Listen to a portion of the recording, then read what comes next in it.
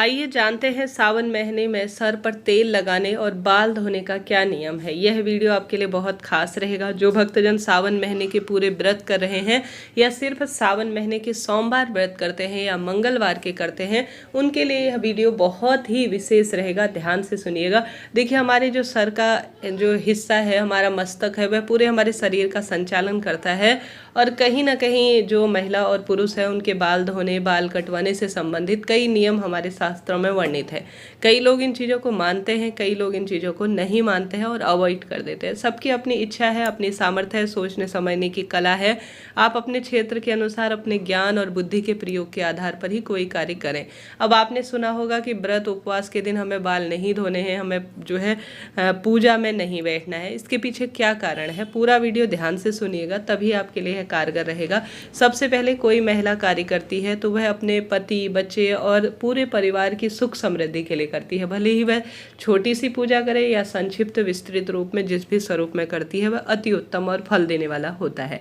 हमेशा आप सभी जब मासिक धर्म से निवृत्त हुए तो हमेशा 2 बार आपको बाल धोने चाहिए। एक तो तीसरे दिन में बाल धोएं और जिस दिन आप पूजा में बैठे उसकी सुबह आप जरूर से बाल धो लीजिएगा। इसका बहुत अधिक प्रभाव पड़ता है क्योंकि शुद्धता का भाव इसमें आता है। ऐसे में आप सभी जिस दिन, जैसे सोमवार का आप व्रत कर रहे हैं तो रविवार को ही आप बाल साबुन शैम्पू लगाकर अच्छी तरह से धो लीजिए। इसके पीछे आपको क्यों कारण कहा जाता है कि सोमवार के दिन बाल नहीं धोने चाहिए, इसके पीछे कारण है कि आजकल साबुन शैम्पू में बहुत मिलावट है। इससे आपका व्रत खंडित हो सकता है। साबुन शैम्पू में कई तरह के मछली का तेल, उसको सुगंधित बनाने के लिए जो उसमें द्रव्य प्रयोग किए जाते हैं, उनमें आप सभी ने देखा होगा वह हमारे जीवन में शारीरिक कष्ट को, और शास्त्रों में वर्णित जो बात कही गई है कि अपशिष्ट वस्तु को हमें स्पर्श नहीं करना चाहिए, उसी के आधार पर कहा जाता है कि जब आपका व्रत उपवास हो, हरतालिका तीज हो, सावन व्रत हो या कोई भी व्रत हो, आप सभी को उससे पहले जो है अपने बालों को धो लेना चाहिए। तो सोमवार हो या कोई शिव पूजा में आप बैठने जा रहे हैं, ये तो एक दिन पहले नहाए खाए का नियम होता है। साबुन शैम्पू आप अच्छी तरह से कर ले, उस दिन सादे पानी से ही आपको बाल धोना है। इस चीज का आपको ध्यान रखना है, तभी आपका व्रत उपवास सफल और श्रेष्ठ माना जाएगा। तो यह तो बात हो गई सावन महीने के सोमवार के दिन हमें बाल धोने चाहिए या नहीं। इसके साथ साथ अगर इमरजेंसी है, बहुत अधिक दिक्कत है, तो कोई ऐसे शैम्पू साबुन का आप प्रयोग करें, जैसे कहीं जाना है, आप भूल गए हैं या कोई स्थिति खराब है, तो आप सभी जो है साबुन शैम्पू का प्रयोग करने में कोई दोष नहीं है, बाल धोने का कोई दोष नहीं है। बस अपशिष्ट वस्तु उसमें मिलाई हुई ना हो, शुद्धता का ध्यान रखा हुआ हो, वही आपको विशेष तौर पर पूजा पाठ के काम में जो है लेना चाहिए साबुन शैम्पू। इस चीज़ का भी आप ध्यान रखें, तभी आपका व्रत उपवास सफल होगा।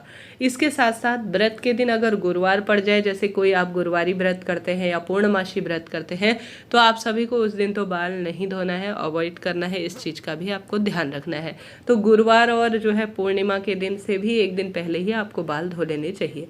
इसके साथ साथ शास्त्रों में ऐसा वर्णन है कि अगर आप सावन महीने के पूरे व्रत करते हैं, जैसे एक ही समय कई भक्तजन भोजन करते हैं, तो आप सभी भक्तजन जो है सावन महीने के पूरे व्रत कर रहे हैं, तो आप सभी जो है पूरे सावन महीने में बाल नहीं कटाएं। खासतौर पर कोई एक दिन का भी व्रत करता है तो उस दिन अपने बालों को नहीं कटाना चाहिए, यह शुभ नहीं माना जाता है। और साथ ही बालों को जो है अनावश्यक रूप से तेल वगैरह का भी प्रयोग कम ही करना चाहिए। तेल का प्रयोग करते हैं तो शुद्धता का ध्यान रखते हुए ही तेल का प्रयोग करें। बालों में हमेशा आप सभी को जब धोने का कोई कारण भी हो जाए तो आप सभी बालों में टॉवल लपेटकर थोड़ा उन्हें सुखाकर मांग में सिंदूर भरकर ही आप महादेव की भक्ति करें। खुली बालों में महादेव की भक्ति या किसी भी मंत्र जाप का प्रभाव सफल और श्रेष्ठ नहीं होता है।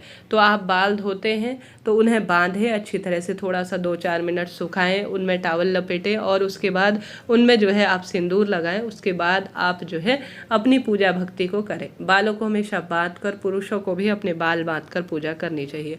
महिलाएं नहा धोकर बाल खुले छोड़कर जो है विशेष तौर पर उनमें से पानी टपकता रहता है और शिवलिंग पर उसी जल को जो है चढ़ाती हैं, तो उनके बालों से भी पानी टपकता है, तो यह दोष उत्पन्न करता है। तो इस चीज़ का आप ध्यान रखें कि आप बालों को धोएं तो बहुत सजगता से, बहुत प्रेम पूर्वक चीज़ों का ध्यान रखें।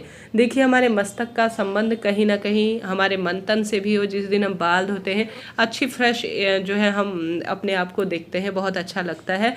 तो बहुत श्रेष्ठता और उत्तमता से चीज़ों को ध्यान में रखते हुए कार्य कीजिएगा।